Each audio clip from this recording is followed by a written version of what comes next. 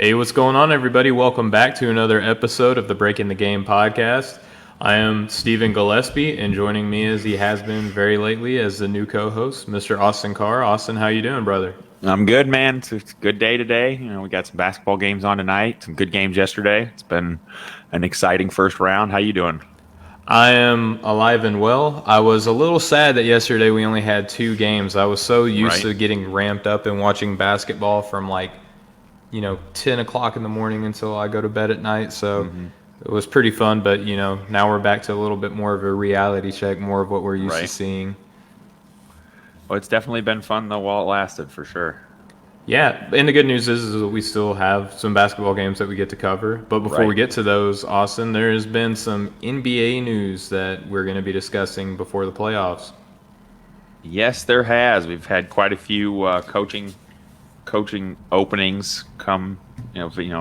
Coaching spots come available, if you want to call it. Lots of coaches getting fired, losing their job. Um, some were kind of expected, some not so expected. I think a lot of people. The first one we're going to talk about is Brett Brown. He was fired from Philadelphia after 7 years. We talked about that a little bit on our last show, and I think a lot of people saw that coming. Philadelphia's kind of underachieved for a while now.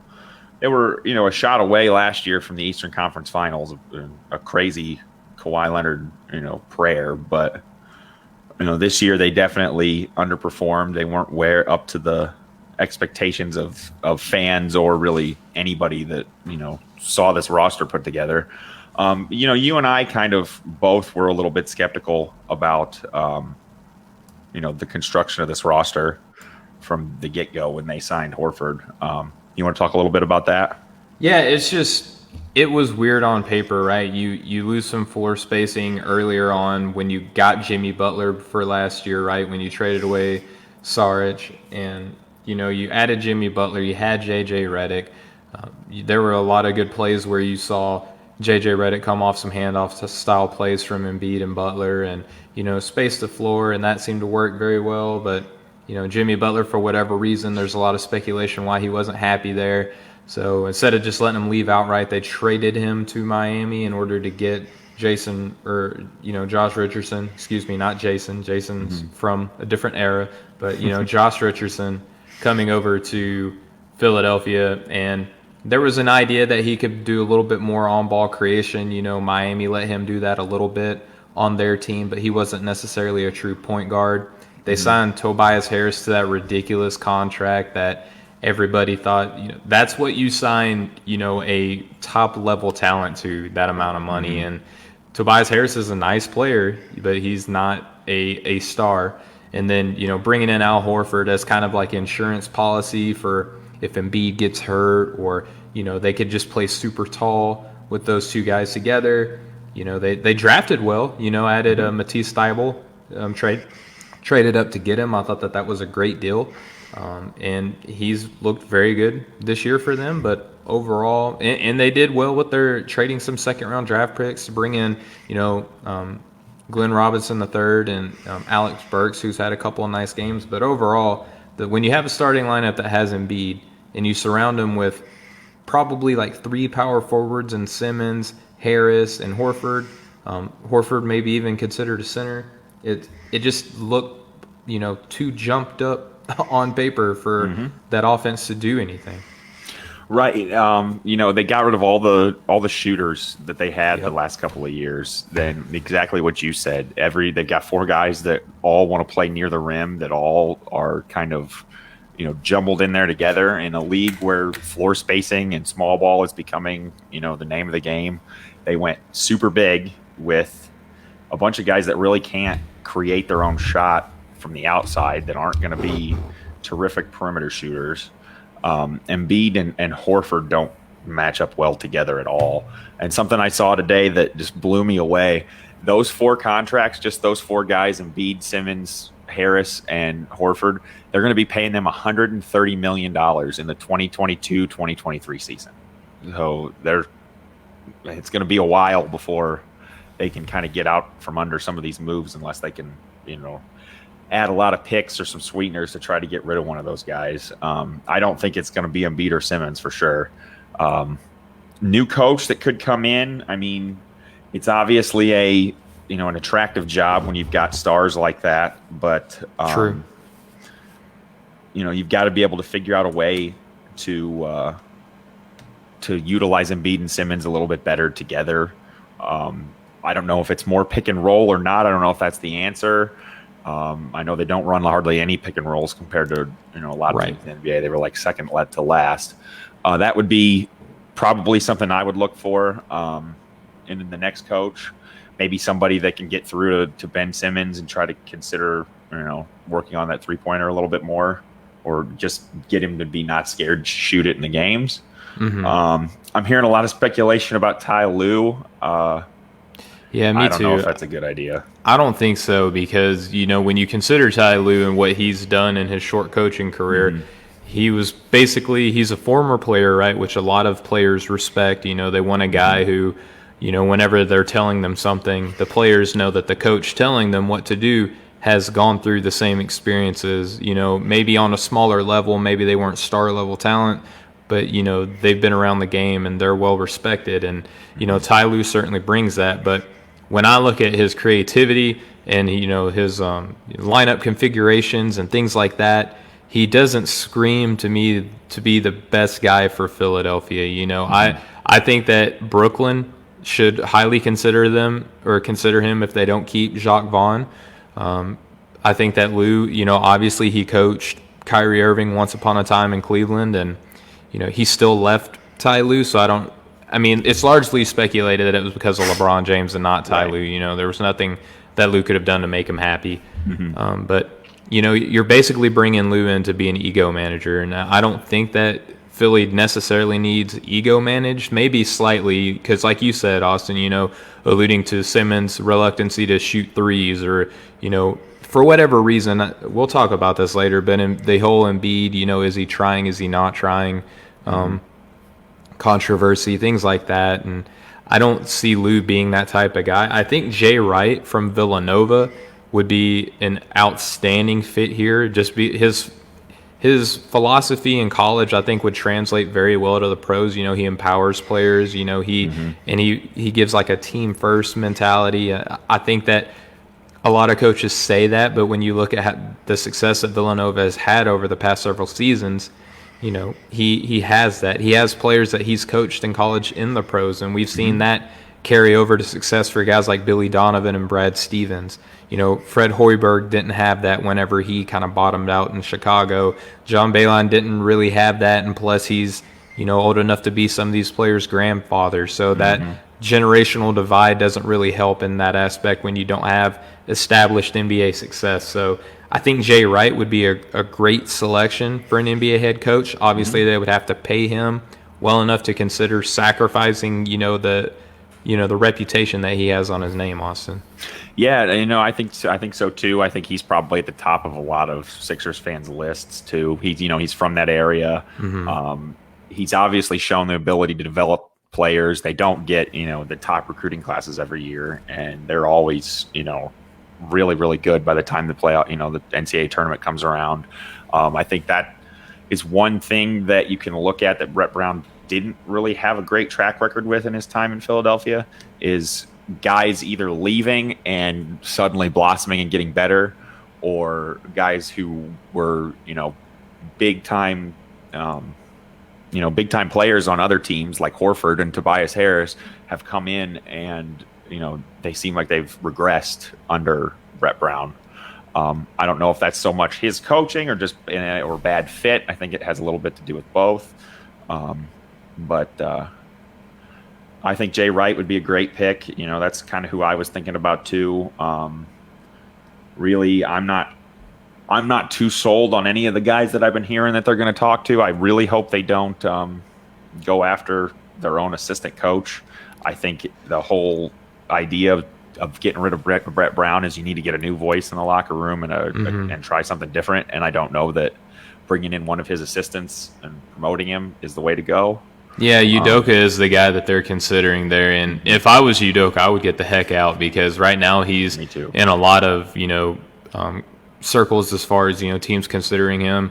He's been a part of the Spurs system before this. Brett Brown obviously was a part of the Spurs system too. So I'm not saying Udoka is at large to blame, but he certainly has his hands at least a little bit dirty. So I would not try to just die on my sword in Philadelphia if I was Udoka either. Yeah, I agree 100%. I know you wrote actually a piece for the network about the coaching matchmaker thing, and I thought that was pretty cool. So you've definitely got some more you can add to it, that's for sure. Yeah, I definitely have to, and that's a great transition into Indiana. This Right. was not a place where I thought that there was going to be a coaching vacancy, just because McMillan to me is a good NBA head coach. Sure, he's not like your 1A type head coaches or anything like that, but to me, he's kind of like a transitional coach, like a team that doesn't have high expectations or a young team. We saw him do it in Portland before Indiana, and he established a lot of younger guys and got them to play well together, and a little bit of the same thing in Indiana with some of their young players. It was really shocking to me though, Austin, to see that he ended up getting dismissed so quickly after getting that extension. But I know you have some insight as to what that extension was really about. Yeah, so I was in the same boat as you. I had assumed that extension that he got, earlier this year was, a legitimate extension for beyond the rest of this season. So it turns out that the players' contracts were extended due to collective bargaining with the 4-month shutdown of coronavirus. They had to actually, obviously extend the end date of all the, the legal whatever mumbo jumbo in their contracts. And the coaches' contracts are not collectively bargained. So his contract was actually scheduled to run out in July of this year. Mm-hmm. So for them to be able to even have him as their coach in the bubble, they had to give him, I guess what they're calling on the internet now is a soft extension. I've never heard that term before today, but it kind of does make sense. It was they just reworked the final year of his contract to extend it out, and then gave themselves, I guess, a team option is what they were saying it was for next year, that they obviously decided not to exercise. I'm with you. I was pretty surprised. I didn't think they would. I know a lot of fans around here are happy about it. I don't really know what they expected from this team, though. With the amount of injuries they had, with Oladipo being back but really not still being himself, I know TJ Warren was great and he had a good year and he is a really good player, but they basically got him for a bag of potato chips. In the right. offseason. They obviously they weren't expecting him to come in and be their best player. And with Sabonis being out, Lamb, I think this team overachieved. I think they overachieved almost every year that McMillan's been their coach. He does have a bad playoff record, but he was got the third most wins in Pacers history behind Larry Brown and Frank Vogel.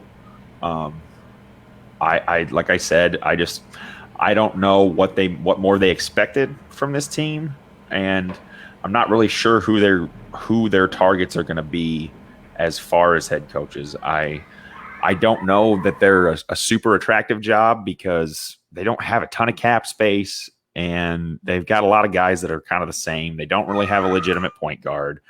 They've got a lot of good pieces, but how much better can they really get?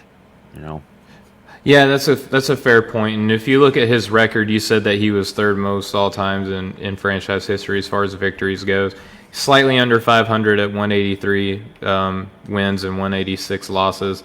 3-16 in the playoffs is nothing to write home about. But you look at his overall coaching record, he's 661 wins to 558 losses, but still 17-36 in the playoffs. He's always kind of been on underdog teams, so to speak. Looking back at Portland and even in Seattle for a little while, I still think that he's a good NBA coach. I still think that with him being dismissed, I could foresee teams like Atlanta, possibly even Orlando, looking at a guy like Nate McMillan being like, yeah, he's not going to get us an NBA championship, but we don't have the roster right now to contend anyway. Let's go and sign him to a 2-3 year contract, help him develop our young guys, help him to teach them some defensive fundamentals, because McMillan teams are very smart. They don't really commit a lot of turnovers. They don't foul a lot. They're very effective around the basket. They're not necessarily a traditional roster, so to speak, as far as three-point attempts, but I felt like we saw a little bit better improvement in that area. In the Pacers' last game, they still lost, but they took well above their season average for three-point attempts. So he's showing that he's capable and willing to experiment with having a more contemporary system. I don't know who could come in to Indiana and replace him. I think Jacques Vaughn is a guy that I think could come in and give a little bit of a push. Maybe even a Sam Cassell, who has some history with the organization as well. And he's been a little bit more selective in just accepting any job. I think Indiana is a place where you do have capable talent. You do have a little bit of assets, and some of these guys have really good trade value if you're interested in shaking things up. So, with Indiana saying that they want to search for an NBA head coach immediately, I think that they probably already had a list coming into this decision. Mm-hmm. It seemed like it was kind of the writing on the wall the whole time, now that we've seen everything play out.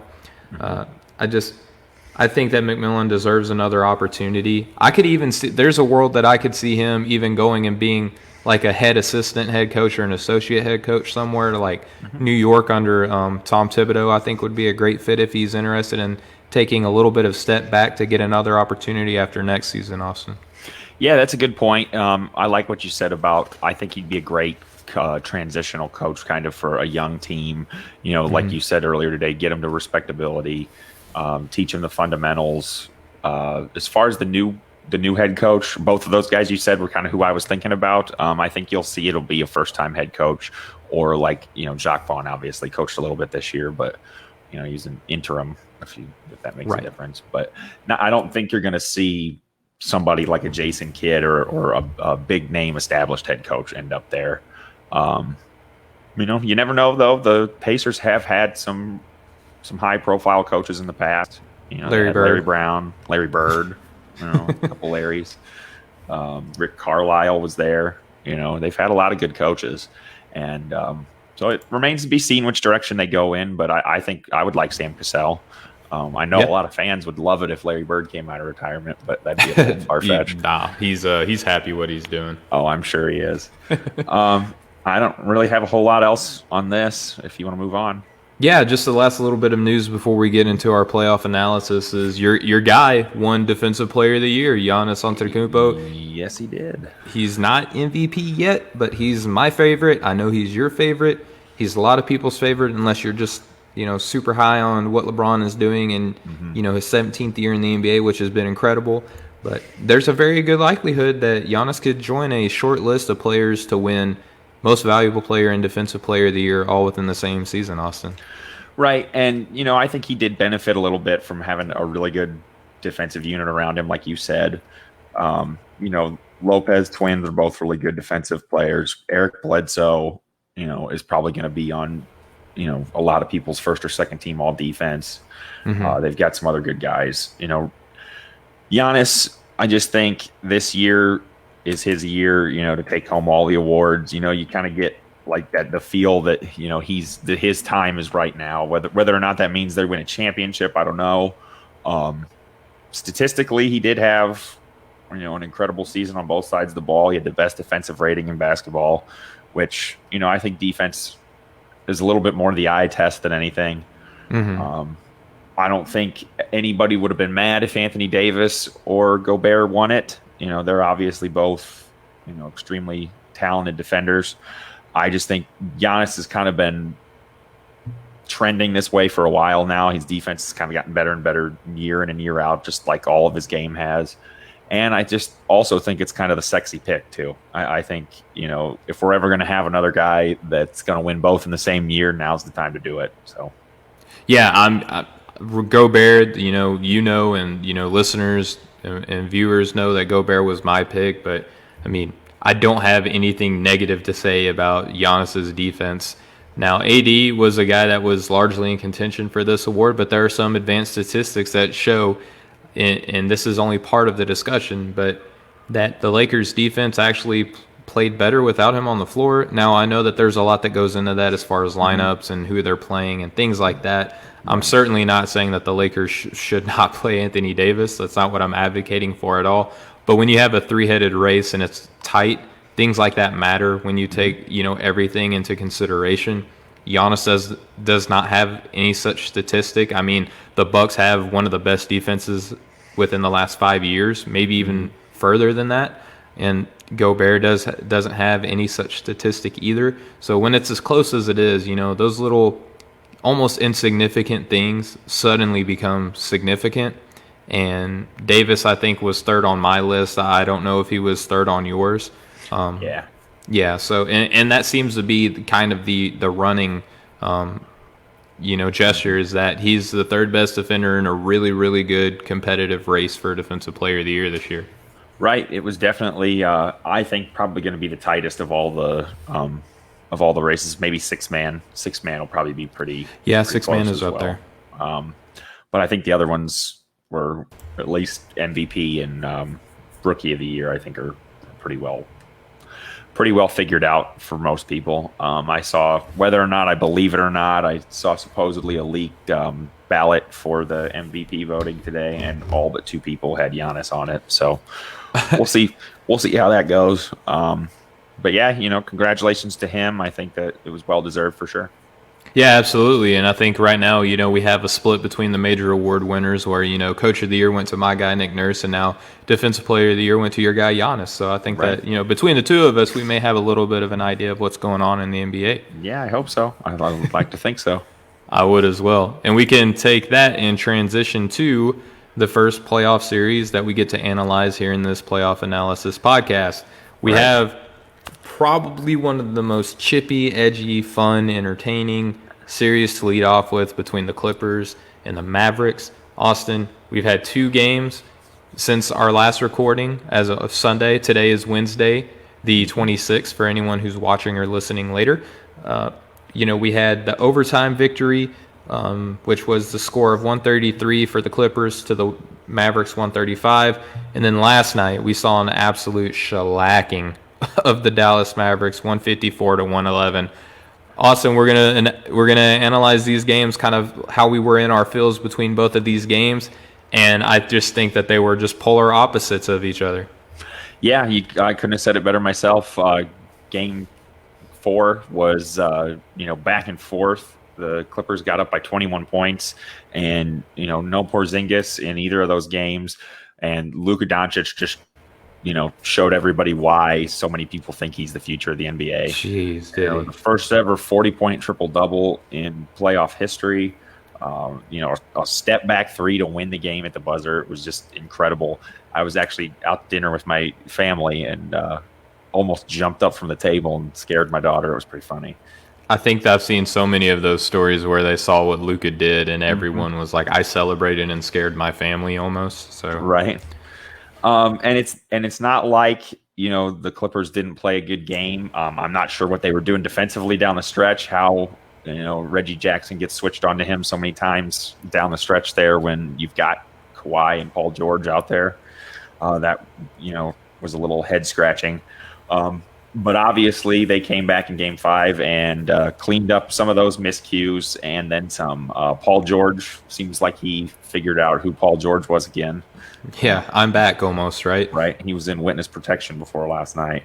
Boy, was he. Yeah, it was a completely different story from one game to the next. Clippers won by 40-plus points, and, I think they put 40 on them in the first quarter just about. And I actually turned it off and went to bed at that point. You could just kind of see the writing on the wall. So if you watched more of it than I did, I'll kind of let you. I watched about the first half. Unfortunately, I had to go to work. I did go up during the fourth quarter. It was like 121 to 93 with 10 minutes left in the fourth quarter. So to see the final score after that, obviously offense was a little bit more at a premium after the stars came out. Kawhi was already sitting when I tuned back in for the brief moment before I had to go back into class, and it was the first half. You could just tell. Like you mentioned, the first half you could just tell that the Mavericks were, they were missing their second best player.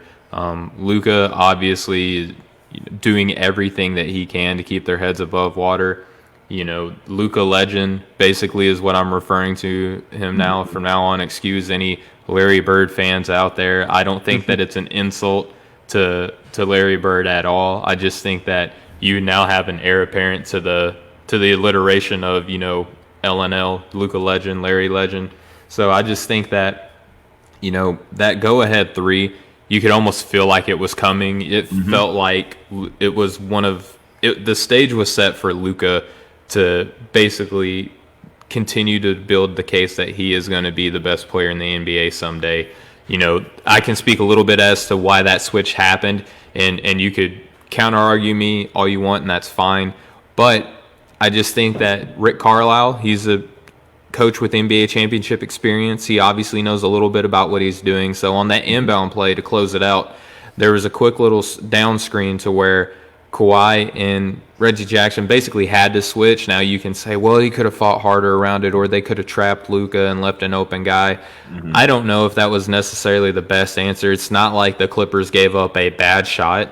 Right. You know what I mean? It wasn't quite as far back as Damian Lillard's shot from last year, but it wasn't like an open, toe near the 3-point line shot. He was, about 3 to 5 feet behind the 3-point line. Reggie Jackson was in his grill, hand up and everything. It was just Luka's time to shine, man. Like, I really just feel like that was Luka's, jump into superstardom, if you will. If you hadn't considered him there already, now you can look at it and say, okay, this guy's a legit superstar.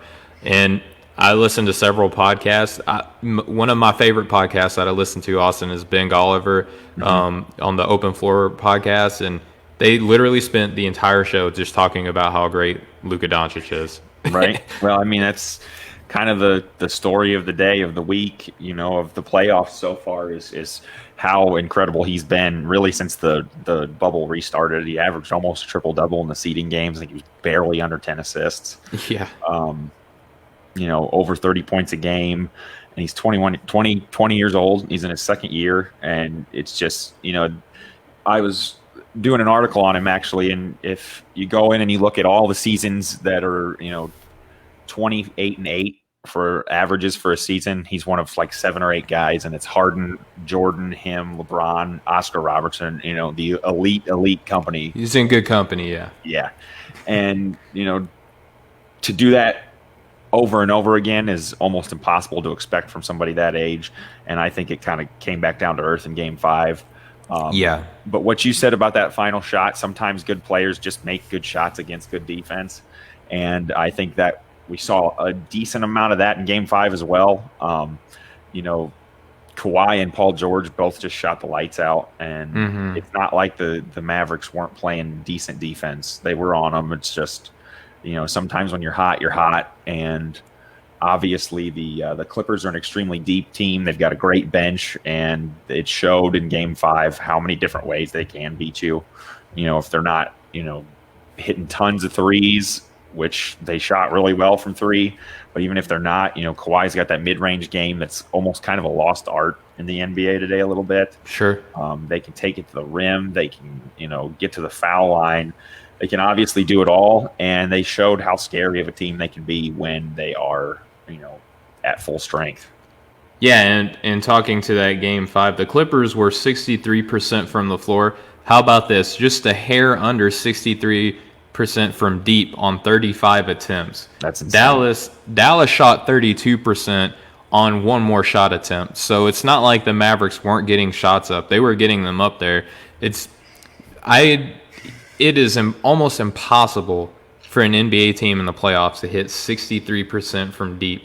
When your field goal percentage and your three-point percentage are the exact same, and you're putting up over 30 attempts, you just got it going on. Like, I don't know what else you can say. You mentioned how just automatic they were. And the Clippers too, they also out-rebounded the Mavericks 49-31 in Game 5. The Clippers had 28 assists to Dallas's 19.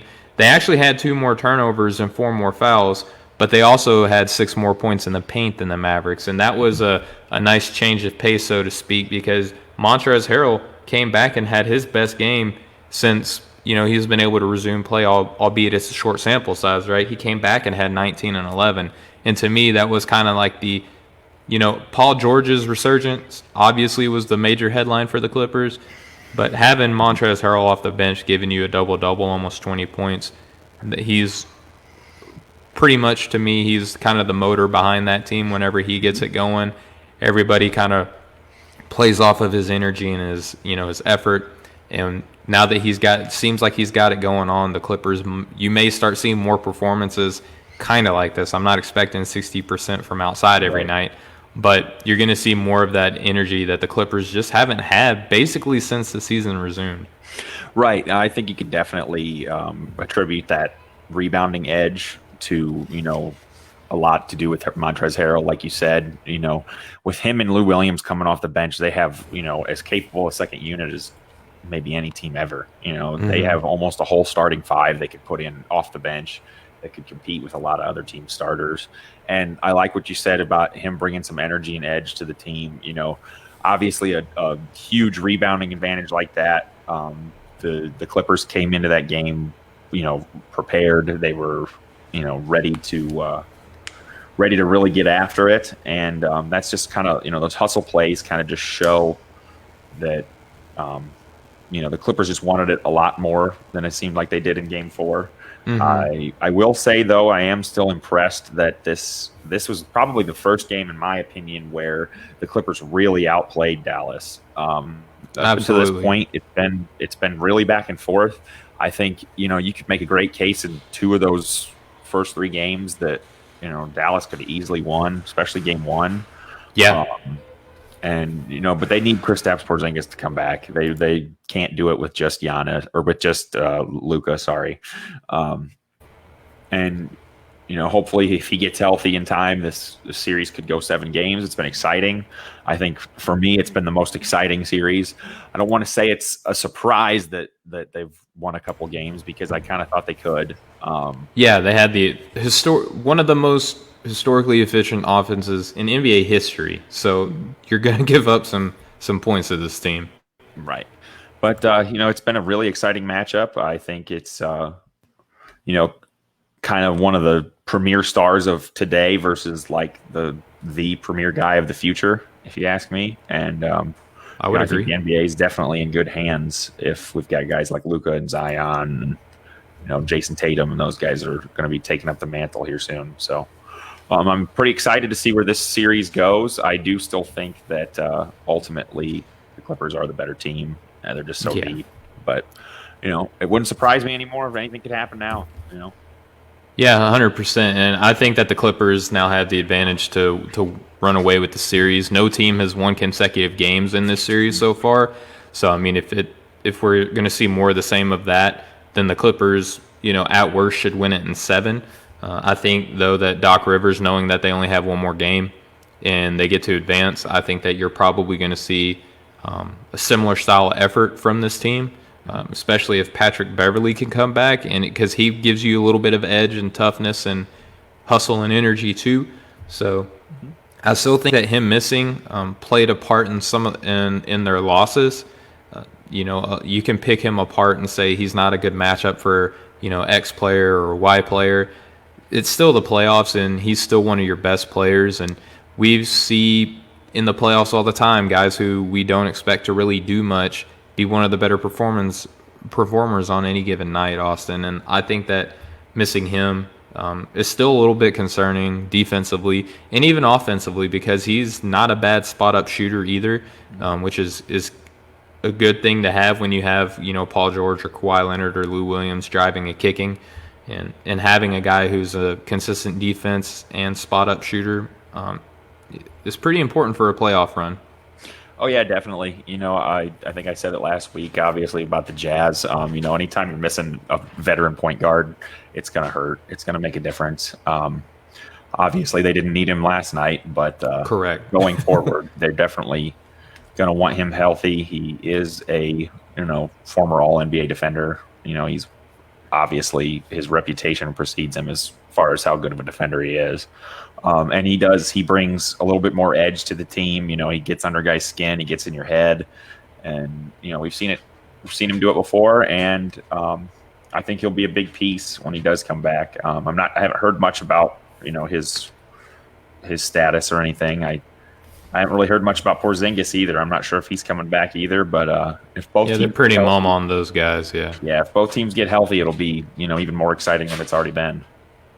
Absolutely. And we can transition from there. We won't talk about more technicals and how chippy Right. the series has been anymore. I just think that you can expect to see that basically as long as these two are playing each other. You're going to see more of the same of that. But we can transition to the Toronto Raptors finally putting away the Brooklyn basketball team in a clean sweep. They advanced 4-0. Their final game was all the way back on the 23rd, and it was 150 to 122. Austin, what do you take away from this matchup? Well, Toronto's scary. They can beat you in so many different ways. 6 guys in double figures in that game, and 3 more had 9. You made a really good point. The bench scored 100 points. 100 I've points never seen that. I don't know if that's ever happened. Get close.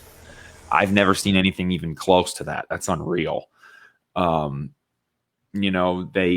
win the battle in the paint. They win the battle beyond the 3-point line. They get to the foul line. They play great defense. They've got obviously the best coach in the NBA this year. He won Coach of the Year. Lowry getting hurt is going to hurt them. That's a big thing moving forward. I think this upcoming series between Toronto and Boston might be the series I'm most excited about throughout the whole playoffs, other than maybe once we get to the finals. I think these are the 2 teams that have been playing the best basketball since the restart, really. Yep. I don't know if you agree on that or not, but I'm really, really excited about this upcoming series. I mean, I have a lot of eggs in this basket because, Boston is my favorite to win the Eastern Conference based off of, matchups and things like that. I feel a little bit better about this matchup if I'm allowed to say that due to, another player being injured in Kyle Lowry. Excuse me, Raptor fans, if you're listening. I don't really have anything that I could say that anyone watching or listening hadn't already thought or said themselves about this game. It's just the Brooklyn basketball team was up against a buzzsaw of a team. The Raptors played their bench for most of the game, and clearly 100 points from your bench should be enough to get you a victory, especially if you're a reigning NBA champion and a contending one this season. The big concerns that I have, though, are the foul trouble that the Raptors tend to get in, the turnovers that they have, and the poor free throw shooting. Now, they were able to get away with this because they were playing against a poor Brooklyn basketball team, but when you're playing against the Celtics, you can't turn the ball over to the Celtics, you can't foul the Celtics, and you have to capitalize when the Celtics foul you. And the Raptors haven't done a great job in those 3 areas, and it's not to take away anything that they've done against Brooklyn, but when I'm projecting them against the elite talent, these are going to be areas that are probably going to be highlighted, and NBA analysts are going to be very vocal on. Right. And, speaking to the injuries of Hayward and Lowry, I think, believe it or not, I think both teams are actually pretty well built to withstand those injuries. I think Hayward is kind of a, redundant player to Tatum and Brown and a little bit. And Lowry, obviously, he's their starting point guard. He's going to be a little bit harder to replace. But Fred VanVleet has been an absolute revelation this playoffs. I mean, he's been good for a few years now, but he's really, really turned it on. I'm really, like you said, there's not a whole lot else to say about Brooklyn's performance. They gave a valiant effort. They did everything they could with what they had. Obviously, I think next year and beyond is what, Brooklyn fans need to be excited about with KD coming back, Kyrie, they'll get Dinwiddie, DeAndre Jordan, it'll be a completely different looking team next year. Yeah, and they got to figure out what they're going to do with their coach. This is where I think Tyronn Lue would be an excellent decision for them, just because of the players that they have. The players can basically run the team. Right. Like Lue can say, hey, we're going to have you guys match up against these guys. These are some of the things we want to do on the defensive end. Offensively, maybe look at these areas. But by and large, it's going to be, Irving and Durant trying to run the show. I don't know if LeVert's going to be there because he's more of like a on-ball dominant player. They don't really need more of that on this team, so you could expect to see him traded in my eyes. But it's hard to imagine that Brooklyn isn't obviously better next year. And as for Toronto, again, it's just more of the same of what we've been seeing. Powell had 29, Ibaka had 27, Siakam had 20, and these are the guys that, they can put up these numbers against bad opponents, but when you're ramping up against a team like the Celtics who have 3 right now, 4 if completely healthy, guys that can hang 20 up on you on any given night as well, the size advantage didn't really seem to affect Boston in their matchup against Philly. We'll see how that compares to, a guy like Siakam. I think is going to be kind of the X factor in this matchup. Obviously Van Vliet's been on fire. You could kind of do a little bit more to take away a little bit of what he does if you're Boston. But Siakam and Gasol are the guys that I would be definitely worried about if I'm the Celtics. Right. And on the other side, though, too, we haven't really seen Kemba Walker at full strength until the end of that series. He was still battling knee problems, and, he kind of has that bulky knee. And he looked better in Game 4. And Absolutely. If he gets going, 100%, that just adds another dimension to this team. I'm really excited. I think it's going to be a chess match between those two coaches. We're going to see one guy make an adjustment and then the other guy make an adjustment back and forth the whole series. Back and forth. It does seem like a long time ago already, but Boston did just dispatch of an extremely talented 76ers team with relative ease. And so they had a little bit more of a test, I think. Obviously without Ben Simmons, that makes a difference. But, I don't think anybody would put Philadelphia in the same class as this injured Brooklyn team. So, I think Boston's ready for them. I, too, picked Boston to go to the NBA Finals. So, I'm pretty high on them as well. I am worried that Toronto's offense is just, like a juggernaut right now. 126 points per game is insane. I think, obviously, Boston's defense is going to slow that down a bit. Can they slow it down enough to win the series? That remains to be seen. I think they can. It's just 2 really deep, really good teams that it's going to be exciting. It's going to be a lot of fun. Yeah, and I think some key factors to look at real quick, and then we'll transition to the next series. These are 2 of only 3 teams that perform clean sweeps in the entire NBA playoffs, the other being the Miami Heat. And then you worry about Boston's defense, but I think that this speaks to just how how great of a job Brad Stevens has done as an NBA head coach. They're top 5 in offense and defense. That's the stuff that makes up an NBA champion. Not saying that the Celtics will win an NBA championship, but they're right in the mix, and they, especially coming out of the East, they're a team that you have to be concerned about. But with that being said, we'll transition to a series that looked like it was over, and we're seeing a little bit more life from the Denver Nuggets against the Utah Jazz. Austin, what did you think about the 2 games that we had? We had Utah winning a very close game, 127 to 129, and then Denver just yesterday on the 25th won 117 to 107. I think it was another instance of kind of polar opposite games. In Game 4, it looked like Denver couldn't stop anybody. They couldn't, stop to save their lives. Jokic looked completely uninterested on defense. Michael Porter Jr. can't guard pick and rolls. Let's just put that out there. That's something he's going to need to work on in the offseason for sure. But even despite all of that, they were really close right down to the wire. Obviously, we saw one of the best, one-on-one matchups just about ever in the playoffs. Donovan Mitchell had 51 points on 55% shooting. Jamal Murray had 50 on 58% shooting. He hit 9 threes. Jokic had 29 points in that game, and they still lost. I'm not sure how they lost. Mike Conley, Clarkson both stepped up big time. That game was just a shootout, which is kind of what you've gotten used to with Denver. And then last night, I was pretty, surprised, and I think Denver has to be pretty happily surprised with just one little adjustment on those pick and rolls seemed to really help. It seemed like before Jokic was kind of waiting back to see the action from the pick and roll and kind of staying in the paint and just getting blown right by. Yep. And in the second half, at least, of last night's game, he was stepping up and putting a little bit more pressure on the ball handler on the pick and rolls, and it really helped.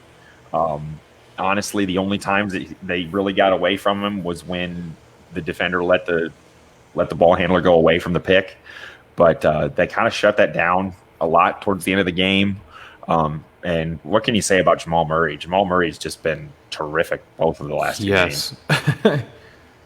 100%. And I think going back to game 4 real quick, Austin, what really hurt Denver's chances was that Jokic was only 3 of 10 from deep in game 4, and that Monte Morris was 30% from the floor, 0 for 4 for downtown, and then Paul Millsap was 46% from the floor on 13 total attempts, 2 of 6 from outside as well. So you saw just shooting luck maybe, I don't know, it very easily could have gone Denver's way in that game, and then they would have had a 3-2 lead, Vice being down 3-2.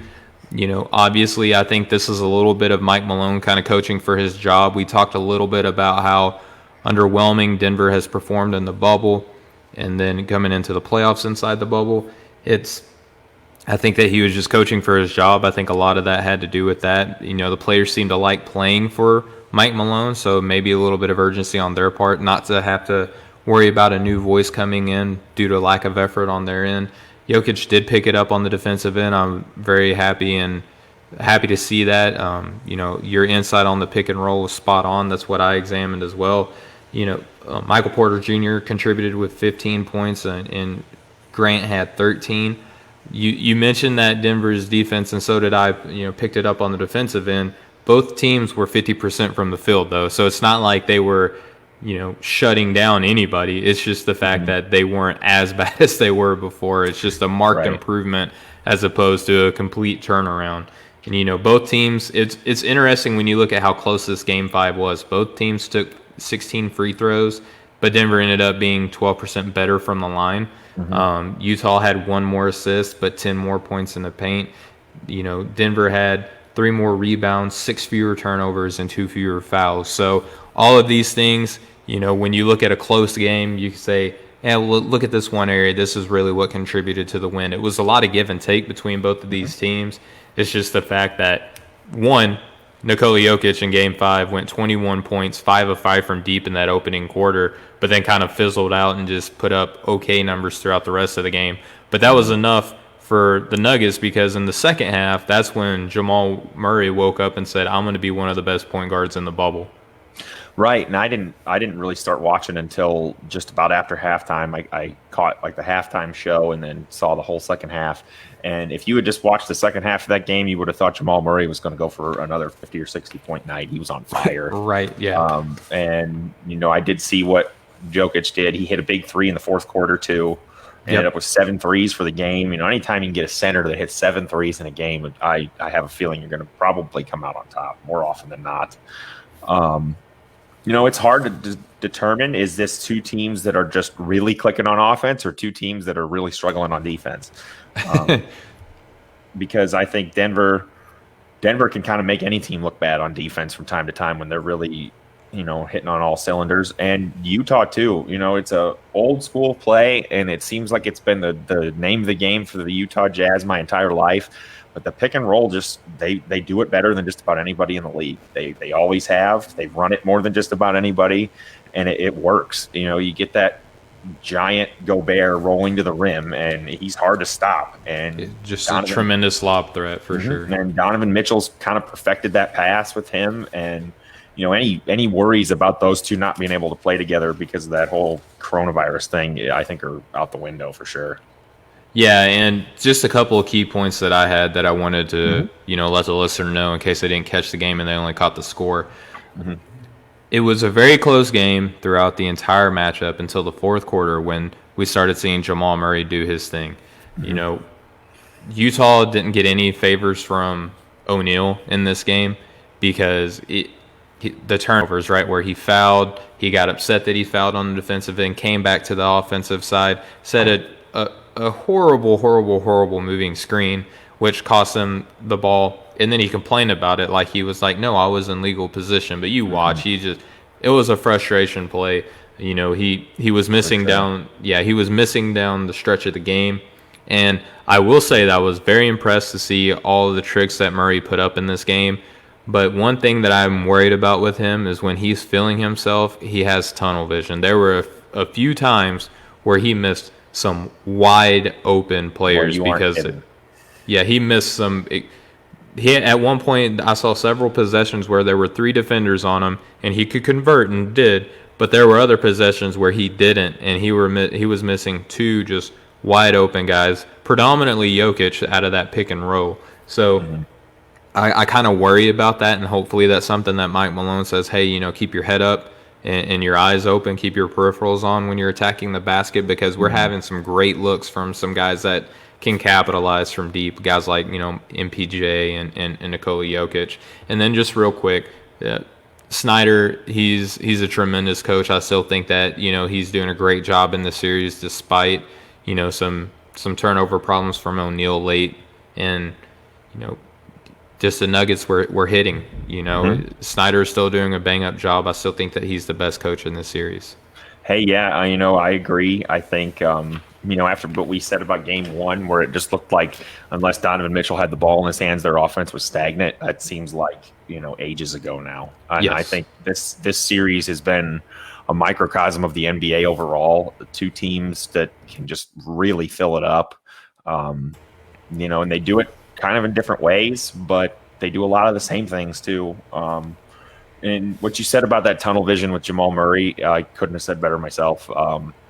He and Donovan Mitchell both almost make this series feel like it's almost like we're watching like a video game where these 2 guys are just going back and forth, and they're at the playground, and they're going to see, you know, you put up 50, I'm going to put up 50. You know, all right, you did this, now watch me do this. And anything you can do, I can do better. Right, and that can get dangerous, but it's also a lot of fun to watch.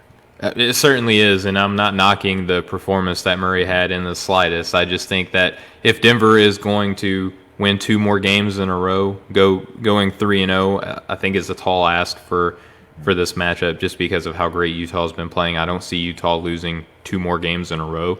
But if Denver is going to upset the Jazz, if you can call it an upset because of the seeding disparity, I think that Murray has to do a little bit more playmaking. Not that he hasn't been doing a fine job, but you know, to put that type of performance together in order to win consecutive games, 3 in a row against Utah right now, he's got to keep his head up, and he can't get just so focused in on his scoring.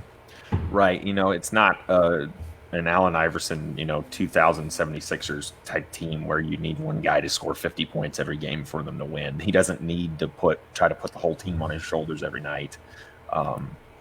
You know, he is on fire, and you want to ride the hot hand, but you know, he had 8 assists last night, which is good, but you know, he could have had 13 or 14 if he'd kept his head up a little bit better, like you said. You know, I think Millsap coming down the stretch of this series could make a difference for Denver if he gets going a little bit more. You know, it wasn't that long ago he was, you know, a big time scorer for this team, and he's kind of, obviously he's gotten older. He's kind of fallen back as far as, you know, their pecking order, but he's somebody that I could see being an X factor. I think this series could go to a 7th game, but I'm with you. I think it's going to be really, really hard for Denver to win 2 more in a row. I think that's part of where not having home court advantage kind of hurts teams this year. You know, it's a lot easier to go into a Game 7 at home in your home court with, you know, your fans behind you putting pressure on the other team. You know, that does make a difference. Yeah, and as well as Denver played, it wasn't like they blew the doors off of Utah. Right. You know, and they had basically everything going in their favor. You know, I don't see them having that same amount of luck and success coming into the next 2 games. But in a series that shouldn't need more luck or success, is, you know, Milwaukee and Orlando. Right now, Milwaukee leads 3-1. I believe that they're actually playing right now. I don't have an idea of what the score is, but they did play 2 nights ago, and Milwaukee, you know, did more Milwaukee things. They beat the Orlando Magic 121-106. The Bucks scored the same amount of points in consecutive games, which I thought was pretty neat, but allowed one fewer point than they did in Game 3. So, hats off to them for getting 1 point better on the defensive end. Aaron Gordon is continuing to miss time for the Magic, and Chris Middleton decided that he was going to be, the second best player on the Milwaukee Bucks again. And I think, I may be crazy, I think that he might be a Paul George fan up until last night. Because with Paul George forgetting who he was, no one was talking about Chris Middleton. I mean, albeit he didn't dub himself Playoff Chris or anything like that. But he put up 18 in the fourth quarter to give him 21 total. Looked like he was going to have another bad game, but he put it together in the fourth, and it really helped out the Bucks. Right, and I think they've got to be, happy about that. That's got to be something that makes them, a little more confident going forward. They've been able, other than Game 1, they've been able to kind of dominate this series without Middleton even really being close to what he's been all year. And, 18 fourth quarter points. Obviously, he woke up in that quarter at least. Let's hope he can keep going for their sake. Giannis had just another incredible game, 31, 15, and 8. And, you're at another level when you see a stat line like that and you kind of just shrug it off. Like, oh. Yeah, it's just Giannis. Mm-hmm. And, Vucevic is kind of doing the same thing in this series, though. He had another double-double 30-point game. It's been surprising to see how effective he's been against the team that, all year has been the best interior defensive team in basketball. And he had 7 assists that night, too. Right. And so, he's really shown all of the pieces of his game that he has and how good he really is. We talked about it earlier. Giannis won Defensive Player of the Year. The Bucks look like the Bucks again. They have the 5th highest points per game so far in the playoffs, and they've actually given up the 5th fewest. And so, not as good as they were in the regular season, but that's also, a 4-game sample is not very big. And that game does start in about 20 minutes. It starts at 4:00 my time. Oh, okay. So not yet, but if you're listening and you want to tune into a good game, check that out. Giannis has just won that award, so I'm sure they'll have something about that on there. They still don't defend the 3 well at all. They gave up 18 threes in that game, the last game, which is a ton, especially to an Orlando team that's not known as a 3-point shooting team. Correct. They weren't a great 3-point shooting team. And the team waiting for them in the next round, the Miami Heat, is. They've got several guys that can shoot the 3 really well. They're deep. They've got a lot of guys that can beat you a lot of different ways. So, not everything is rosy in Milwaukee, but they've got to be feeling good about Middleton coming back better than he has been, and somebody besides Giannis having good games. You're 100% right. And just real quick on the game itself before I touch on some concerns that I have for the Bucks. The Bucks had 22 more points in the paint, 4 fewer turnovers, 4 less fouls, which 19 overall, which has actually been pretty low for them, and then 3 more assists. So all of these areas that, equate to a winning formula, the Bucks had. I will say, though, that they had 21 attempts from the free throw line and only shot 67%. Kind of more the same of what I'm worried about for the Raptors and how they've been doing in kind of these winning areas is what I like to refer to them as. The Bucks are kind of slacking, and it's not like they're going to not get in foul trouble with how aggressive Giannis is, with how, aggressive, Brook Lopez can be at times around the basket. DiVincenzo likes to attack the basket a lot more lately, and which is good for the Bucks to have another guy. Bledsoe, hopefully the Bucks are expecting him to put some pressure on that Miami defense because of his athleticism. To continue to put up bad free throw numbers is not gonna help, right? Right. Milwaukee could be resting by now if they would have not come into Game 1 like they were sleepwalking, right? It just worries me, though, the free throw disparity, because Miami is going to pressure the Bucks into committing fouls, which they have committed a lot of fouls against the Magic, except the Heat will convert from that end of the floor. They will convert from the free throw line. You can expect Jimmy Butler to get to the free throw line quite a bit in these upcoming games. Goran Dragic has been playing phenomenal as well. We'll talk more about the Heat in a little bit, but these are the areas, and you mentioned the 40% 3-point percentage in this game from the Magic, who don't really have a lot of 3-point shooters on this team. The Heat are going to get just as many, if not more, shots up and convert more often than not than at that area of the floor as well. Yeah, 100%. You know, they've got Duncan Robinson, Nunn, Tyler Hero. Jimmy Butler's not a terrible 3-point shooter himself. He's not, knockdown, but he's been better in these playoffs. Jay Crowder has been playing very well. Mm-hmm. What you said about DiVincenzo, I think that's the biggest thing for him is he is kind of an attacking guard him and Connaughton both. Connaughton's more of a kind of an energy guy. I feel like he can give you 12 or 15 points. He can shoot the three, but they've got a lot of those type of guys that they can kind of just plug into that second unit. They've been big these last couple games for Milwaukee, and they're going to need more of that. Like Shaq always calls, I like to say the others. Milwaukee has some of the best others in the league, but the Heat do too. The Heat have a lot of good pieces. The Heat are really well coached. It'll be interesting to see the difference in styles between what they've seen in Orlando versus what they're going to see now in Miami, because Miami is a aggressive attacking team that does shoot a lot of threes, and that's kind of how you beat. I think if you're going to beat Milwaukee, I think that's kind of how you do it. You have to be able to hit a lot of open shots, and you have to attack the rim and try to get Giannis in foul trouble. And play great defense. Yeah, and obviously, and that's something that Miami does well too. They are a good defensive team, and there's something to be said about Milwaukee being the only team that didn't sweep in the East. So they are not getting this rest time like the rest of the other three teams are. And so, that could come back to bite them in this, kind of condensed playoff schedule here in the later rounds. But it's my opinion, if you're a professional athlete, you can't play a basketball game every other day. There's something wrong.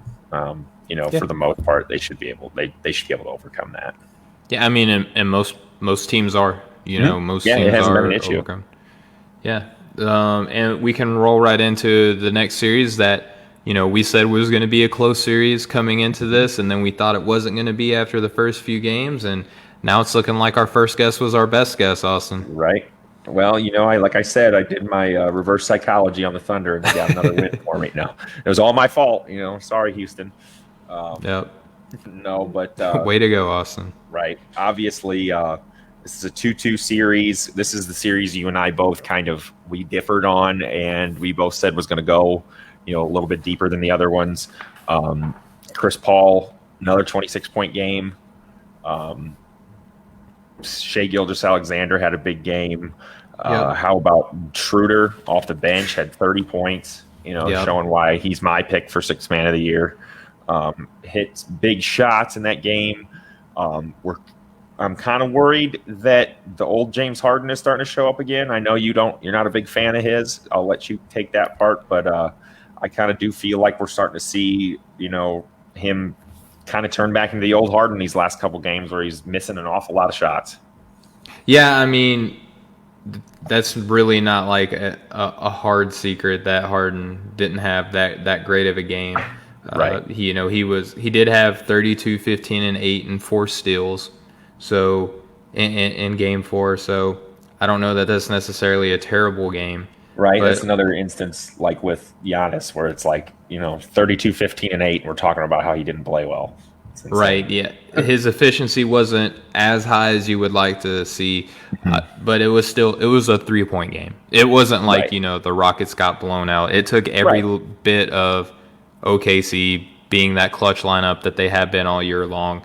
I had a feeling, though, when Schroeder hit that, catch and release 3 that he got from Chris Paul to close the third quarter, that really kind of was like, okay, I don't think that Houston is going to win this game, even though they had an entire fourth quarter left.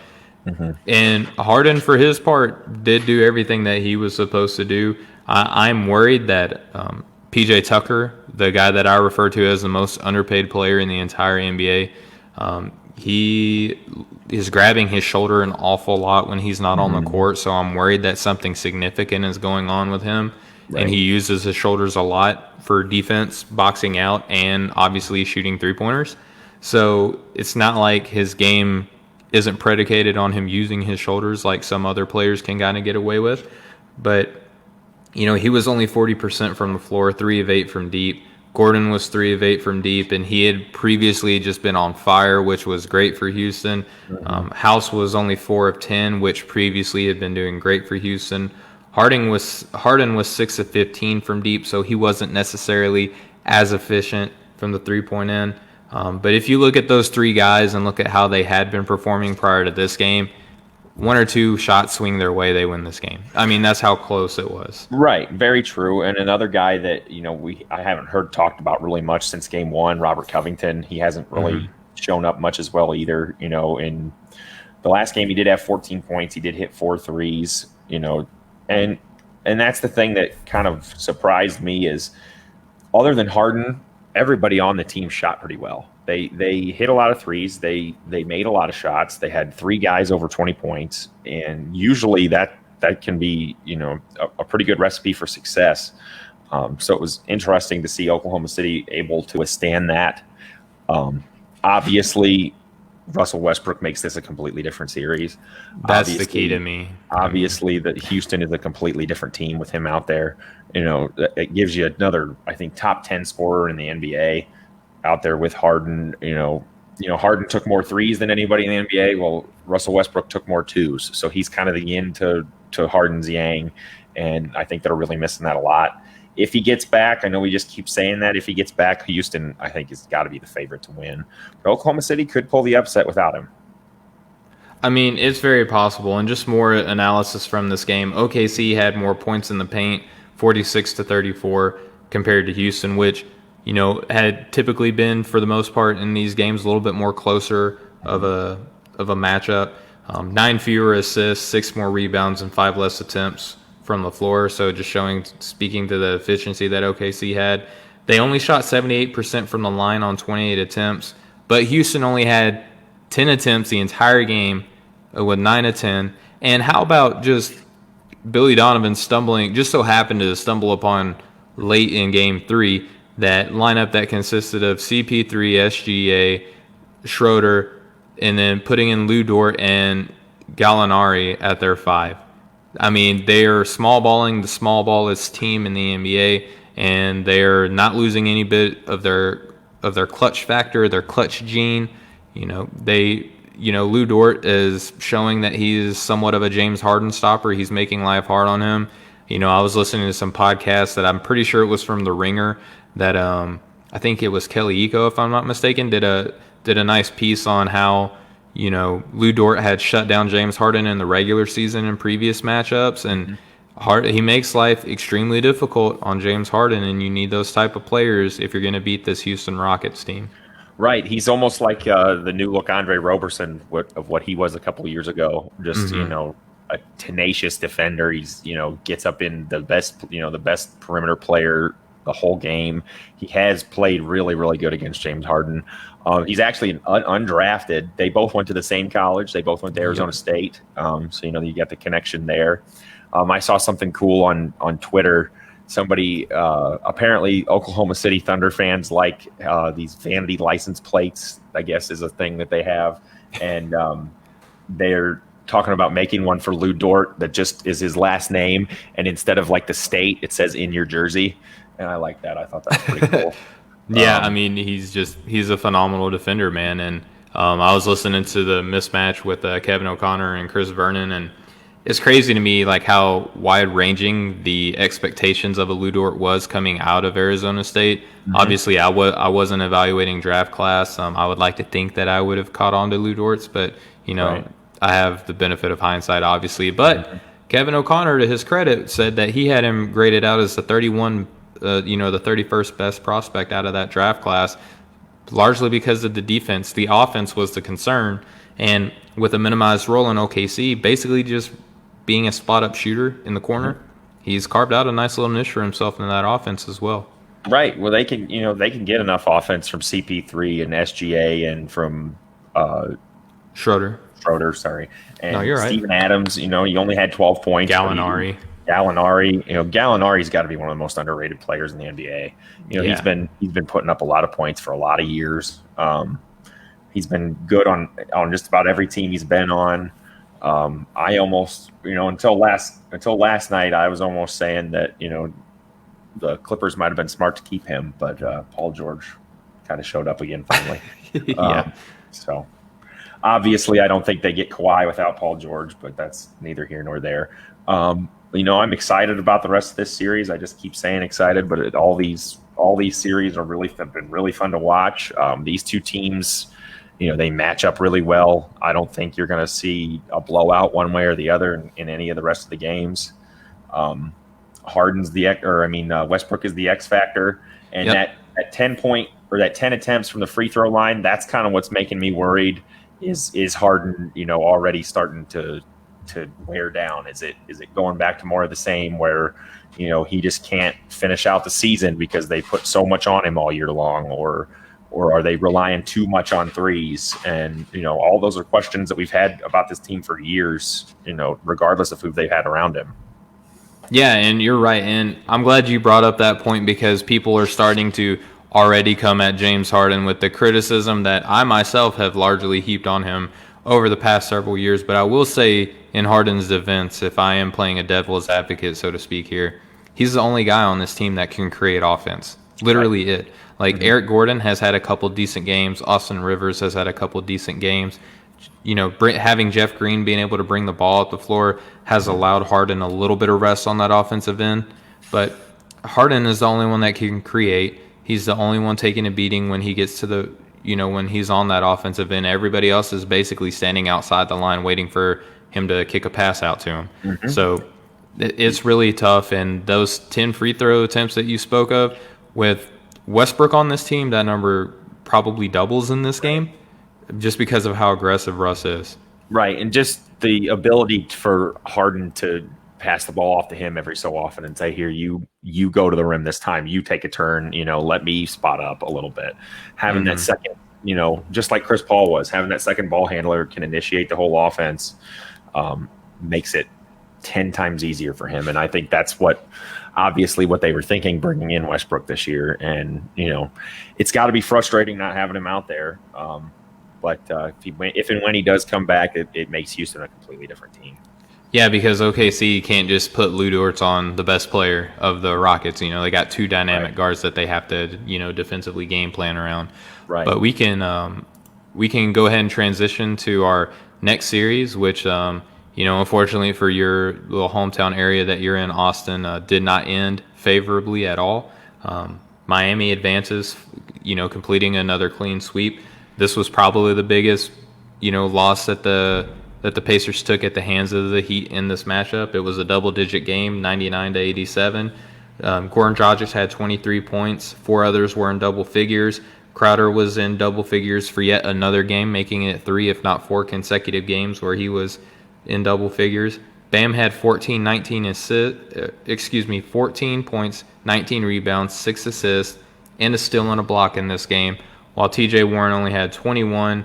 Turner had 22 and 14, which was a nice game from him.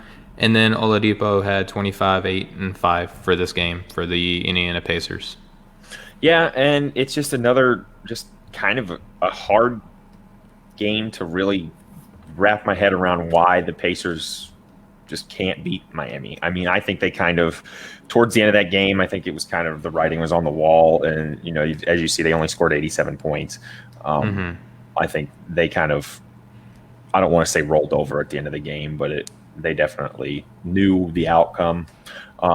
You got to be pleasantly surprised about Oladipo having a big game finally, kind of looking a little bit more healthy as the series went on. If you want my personal opinion, I think he's on his way out of Indiana before too long, either when his contract's up or he may try to pull Paul George and force his way out before that contract is over.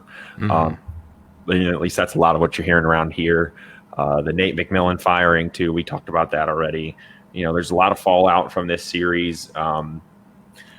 Going back to the game 4 though, to actually specifically kind of break that down, the only real big difference between the two teams was rebounding. Yep. The Pacers got absolutely crushed on the boards, and with Miles Turner in there, you would think he'd be able to rebound a little bit better than he does.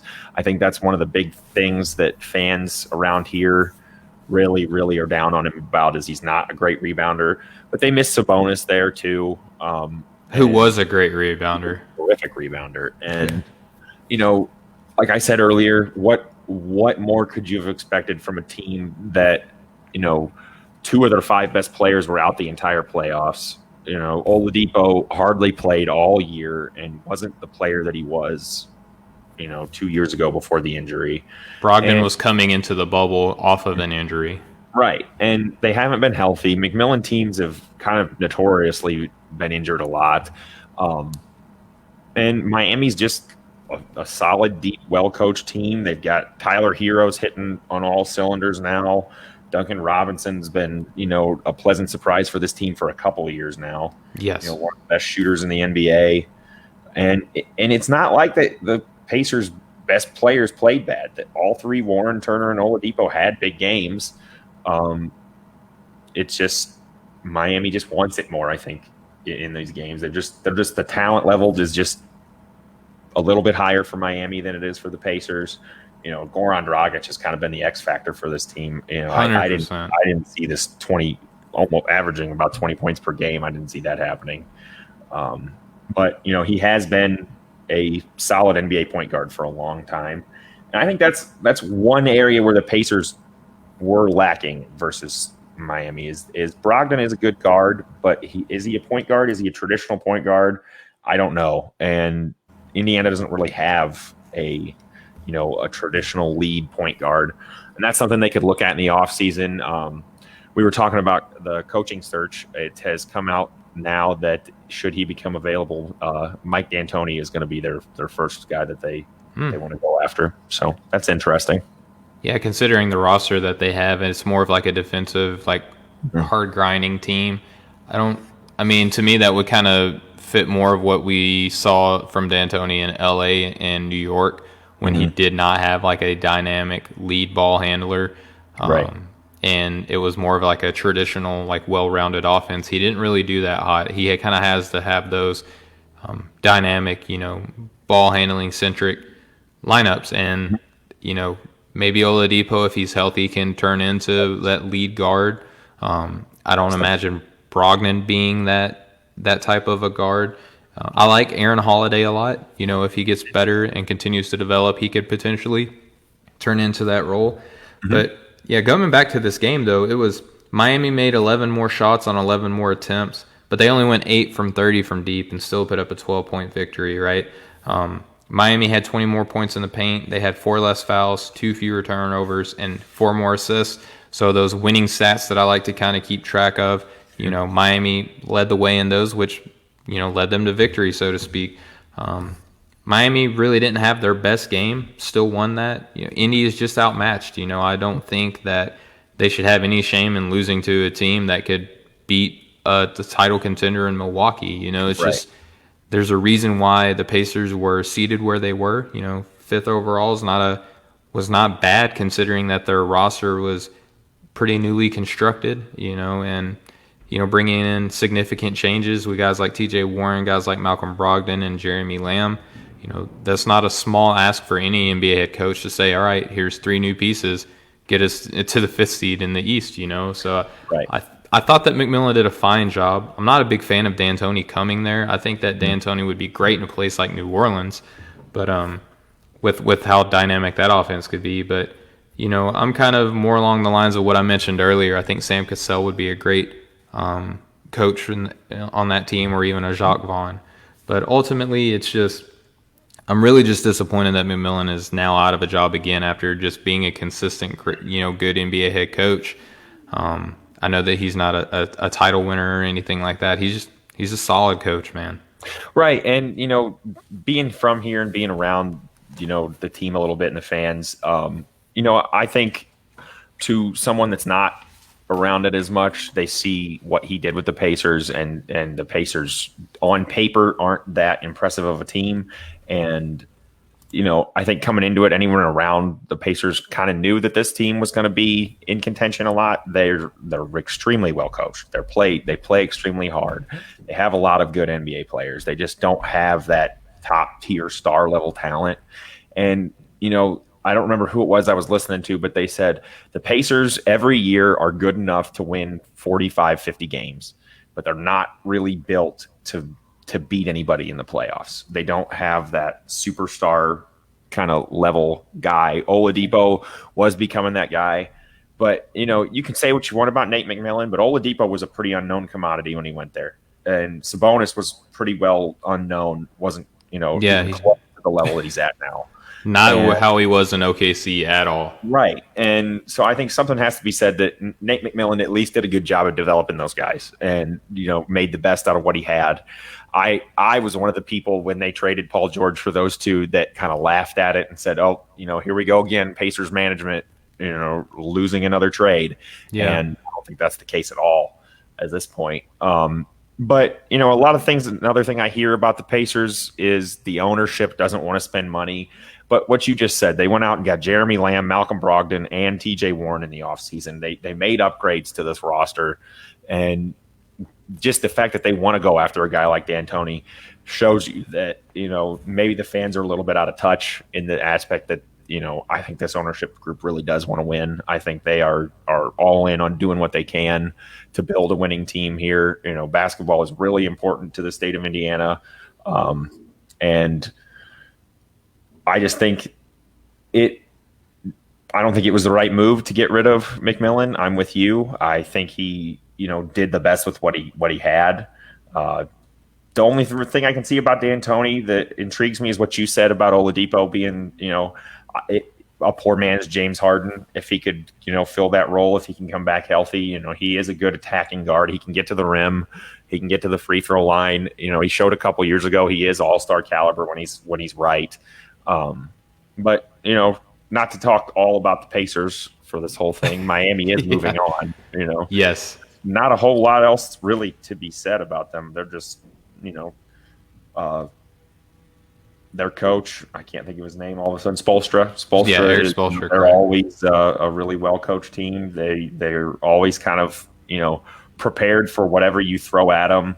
Bam Adebayo is just, other than Giannis, he's kind of like a really unique, physical type. He doesn't have a whole lot of other comparisons that I can think of in the NBA of somebody that's quite as big and athletic as him that does have as much touch and playmaking ability as he has. It's like if Giannis and Nikola Jokic had a baby.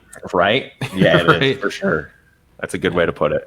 I think they match up really well with whoever they play in the next round. It could still be Orlando. I doubt it, but they match up really well with the Bucks. Like I said, Dragic, I think, is going to be the X factor in that series because I don't think coming into it anybody thought he was going to be, a 20-point a game scorer.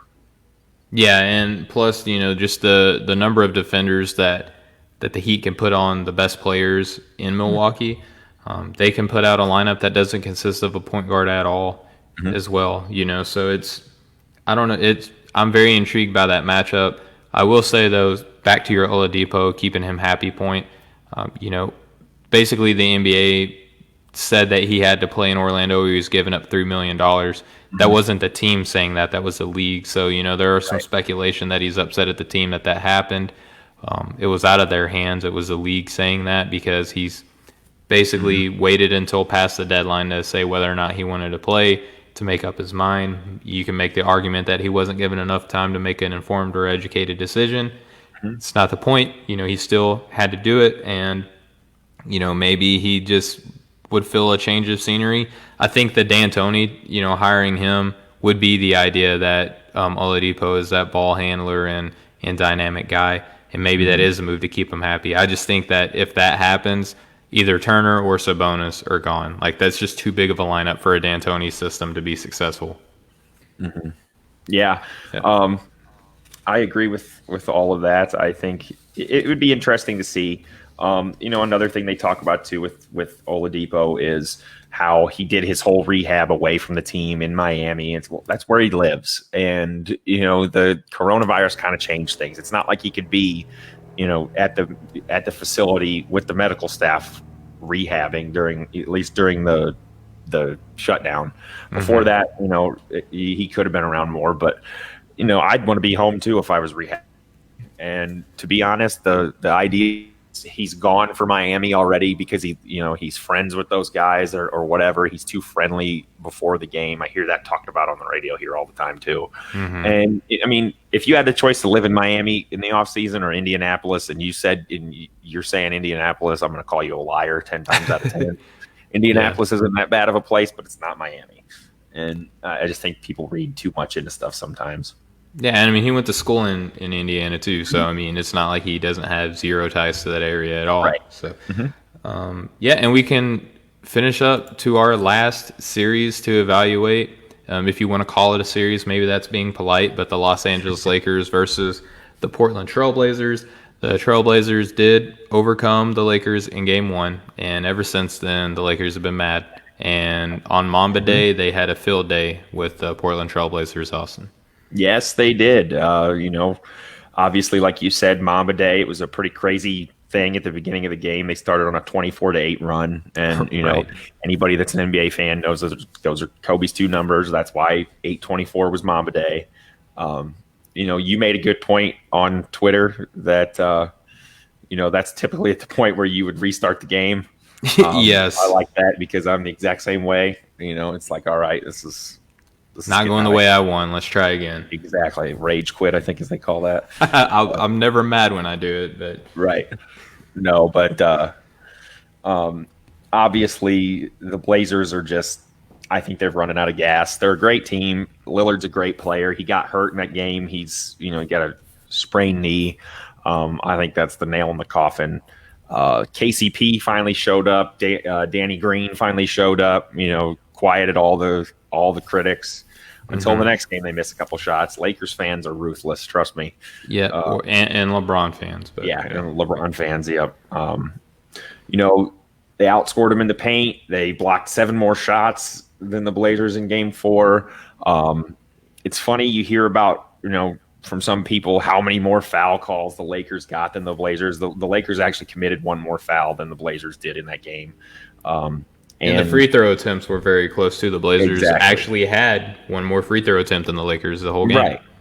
Right. But, of course, any team with LeBron, all you ever hear about is how he gets all the calls, which sometimes he does, but lots of superstars do.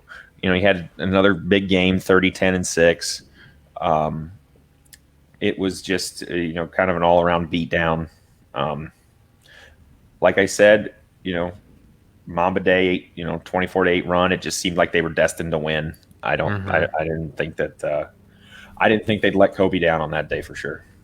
No, not at all. And if you look at the rest of the stats, right, like the Blazers actually had 8 players that were in double figures, but only one of them had 20 points, and that was actually Nurkic. And it's a good thing for the Blazers that he showed up at all in the slightest in the opening quarter because he was the only one doing anything for that team early. The Blazers actually had 1 more rebound than the Lakers in this game. The Lakers had 4 more points in the paint. You mentioned the 7 more blocks and 9 more assists. The Blazers had 1 more free throw attempt than the Lakers and shot 74%, and the Lakers shot 67% in Game 4. So I don't know what it is about these heavily favored teams to win in the NBA championship. They can't hit free throws. Like, that's a recurring theme between the Raptors, the Bucks, and now the Lakers. A lot of these heavily favored teams, for whatever reason, they get in foul trouble and they don't capitalize when they get fouled as much as they should.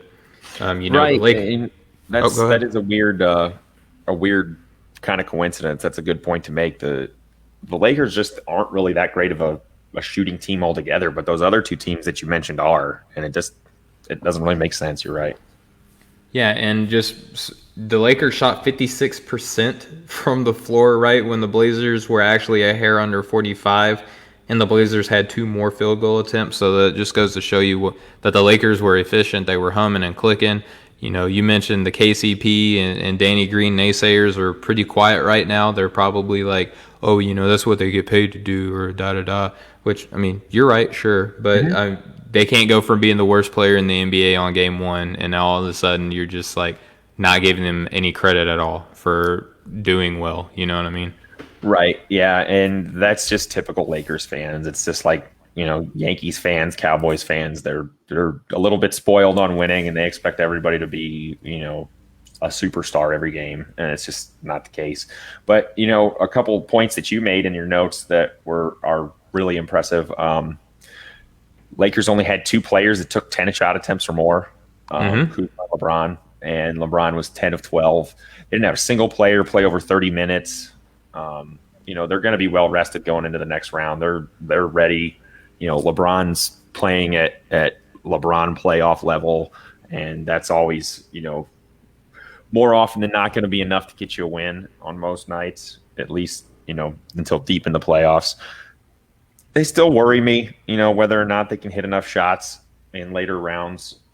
Houston played them really tough in the bubble, and so did Oklahoma City. Both, beat them pretty handily. And the Clippers game was pretty close. Mm-hmm. Yeah. So it remains to be seen who they play in the next round, or how many more games this will go. I think the Lakers have to be in the mindset, let's finish them off tonight. Without Lillard, it's going to be hard for Portland to put up much of a fight. They just should have counted last night, or the 8-24 game as 2 games, just because I mean, not only is Lillard injured, but people forget that as good as McCollum has been, he's playing with a broken back. Right. That's pretty impressive. You know what I mean? Zach Collins is out. Carmelo Anthony is looking pretty gassed now. Right. Gary Trent Jr. is just not the right player to be matched up against a LeBron James. Right.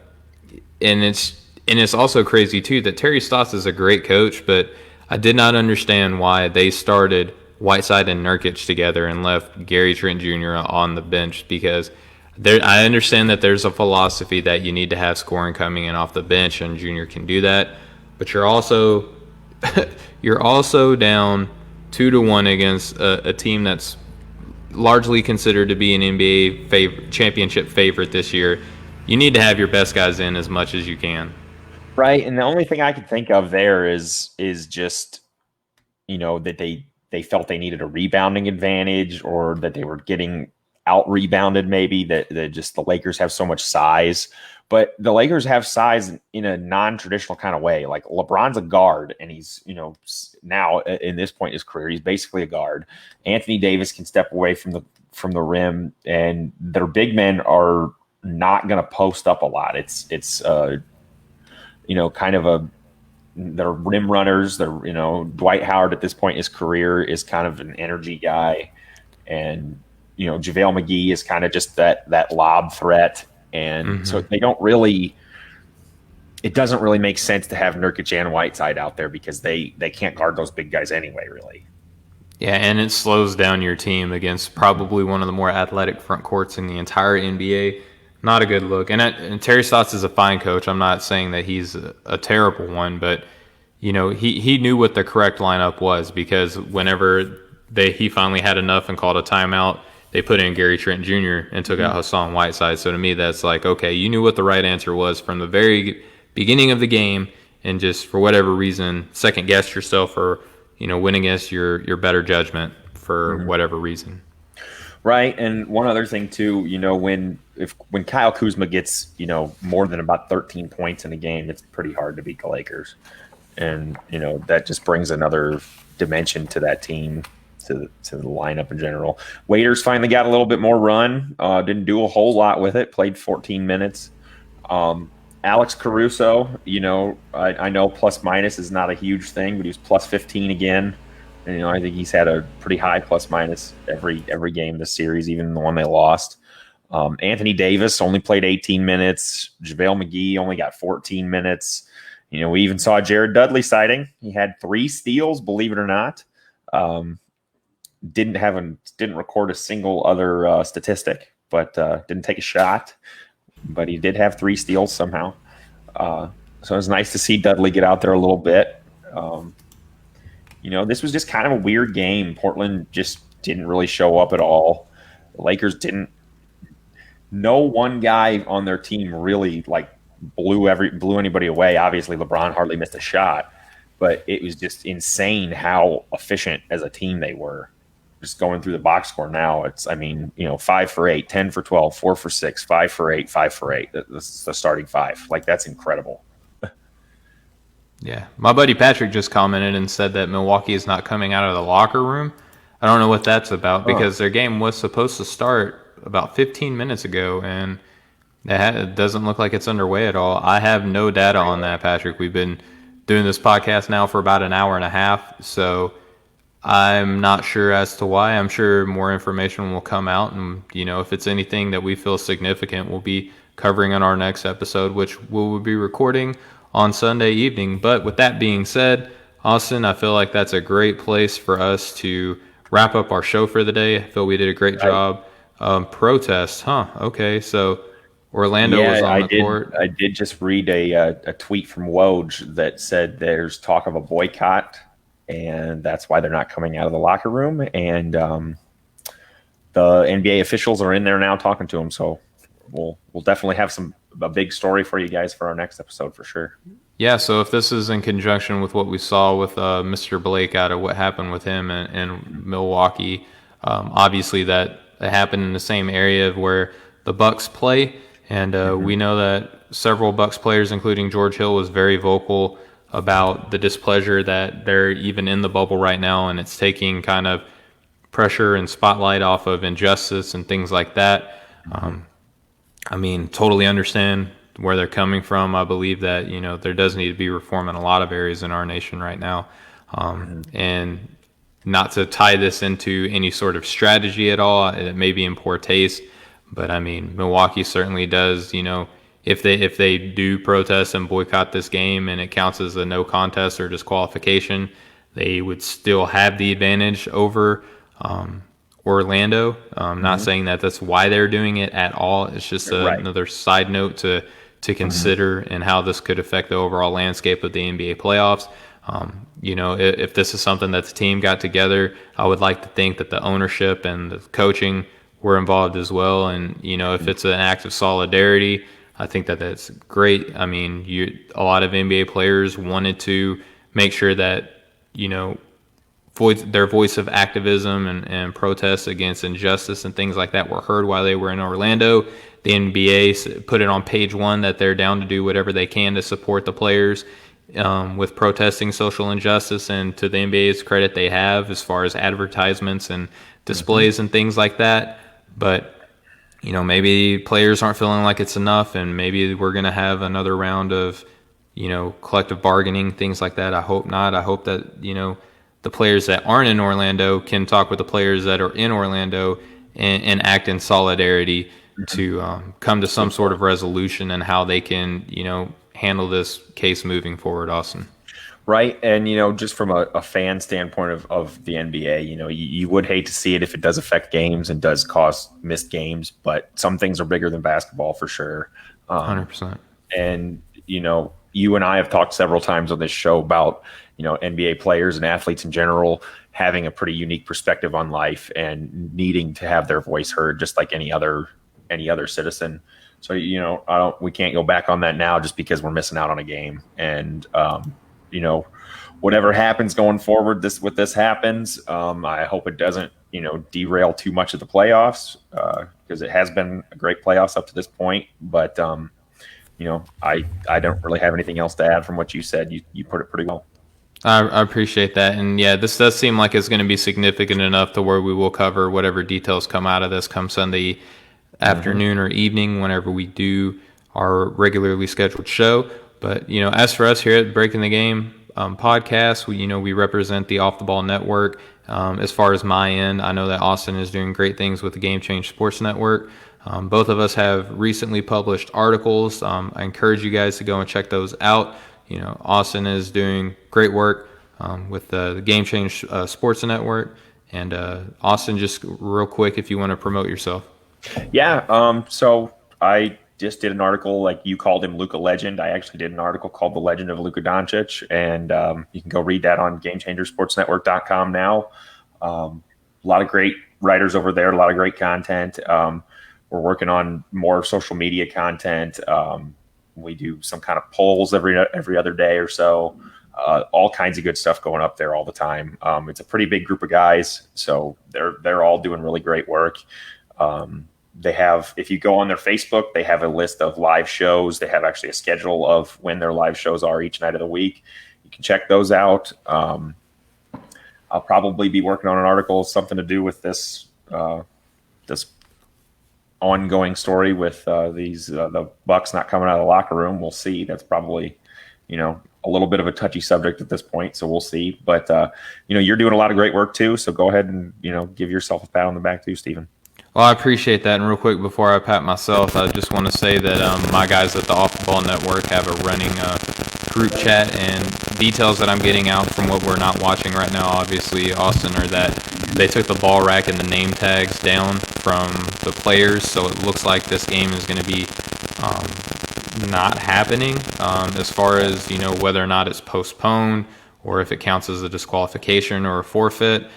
We don't have the details of that yet. But we will be, obviously it'll be something that we cover. We're probably going to, it looks like my guys at Off the Ball are doing a live video sometime this evening. I don't know if I'm going to be a part of that or not, but, we'll be posted on that. But, as far as what I'm doing with the Off the Ball Network, I put up a piece about the coaching carousel and where I felt, coaches would fit in well as far as, vacancies that we know about, vacancies that are speculated, and then the long shot, chance that if Greg Popovich leaves the San Antonio Spurs for the Brooklyn Nets, I feel like Becky Hammon would do a good job there, and, I put my reasons why in there.